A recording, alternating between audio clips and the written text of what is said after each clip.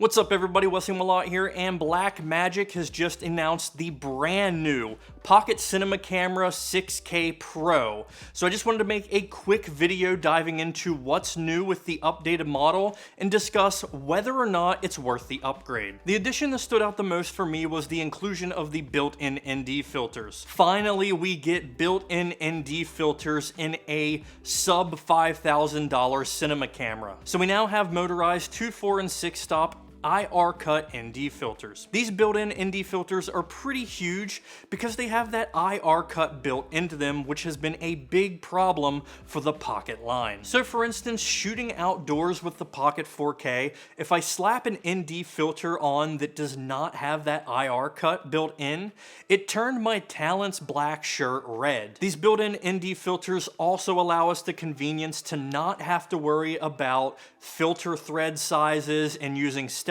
rings or rigging up a filter in a matte box. Next, we get a tilting touchscreen, not fully articulating, but it does tilt up and down in the back nonetheless. This is a convenient upgrade because it allows us to adjust the screen if we're shooting from higher or lower angles and don't have to rely on an external monitor for those type of shots. It's also a 1500 nit display, so it's a brighter display, which makes seeing in bright sunny conditions easier. We also now have 2 mini XLR inputs as opposed to 1 in the Pocket 4K and 6K, which allows us to record 2 separate tracks using 2 mics without an external sound mixer. So this is a really convenient upgrade for anybody that is a one-man band type of shooter. Now, as far as exciting upgrades go, that's basically it in my opinion. The rest are kind of mediocre or not really that relevant to my personal workflow, but let's jump into those. Of the other upgrades, the biggest of note is the change to Sony NPF style batteries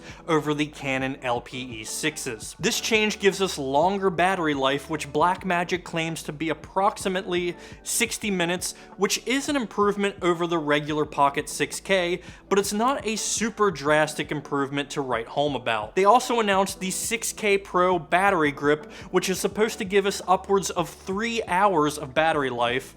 But honestly, I would rather just stick to using my V-mount batteries because I can carry just 2 V-mounts on me at all times and know that I will never run out of battery on set. Plus, using V-mounts adds a little extra weight to my rig when shooting handheld, which is always a good thing when using cinema cameras, so we don't get any of those handheld jitters in our footage. Additionally, we now have the ability to add an electronic viewfinder to the top of the camera in the form of the new Pocket Cinema Camera Pro EVF, which has a 70-degree swivel and comes with a set of 4 different eye cups, including 1 for each eye. I think this addition is only going to appeal to a small fraction of shooters, and to be quite honest, I'm perfectly fine with using an external monitor and actually prefer it. I never use an electronic viewfinder ever. But that Pro EVF is an optional accessory that comes in at $495. We are getting the Generation 5 color science with the camera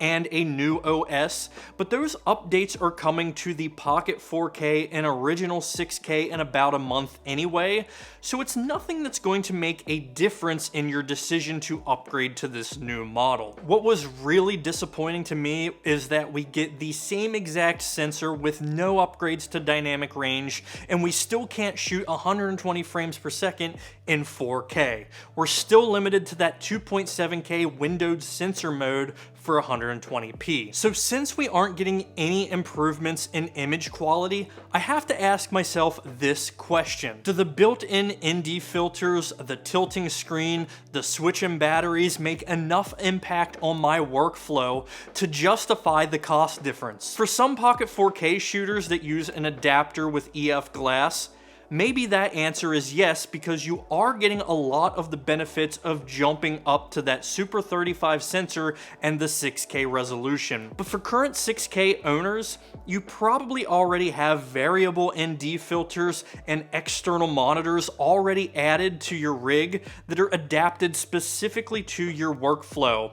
And in my opinion, the 6K Pro just doesn't do enough to justify an upgrade. However, if you are looking to make the jump to cinema cameras from a DSLR or mirrorless and don't already own a Pocket 4K or Pocket 6K, then that's an entirely different question, and I would enthusiastically say yes to investing in the 6K Pro. I think this is the perfect transition camera to a bigger cinema camera because you're able to capture a high quality images with a lot of professional features such as the built-in ND filters, the ability to shoot RAW and ProRes, dual native ISOs, 13 stops of dynamic range, and it all comes in a relatively familiar form factor at an affordable price point. However, overall, as a Blackmagic shooter myself, I was definitely a bit underwhelmed by the announcement. I love the built-in ND filters, but I would have really liked to see some improvements to the actual camera. For instance, I wish they would have made it a more cube-shaped build like the Red Komodo or Z-Cam. It just makes those cameras easier to rig out or attach to gimbals than the awkward shape of the pockets. I would have really liked to see some more high frame rate options, such as 240 frames in 2.7K or 120 frames in 4K, or even more dynamic range. In my opinion, this is just a little bit of a missed opportunity because there was so much that could have been improved on for this 6K Pro.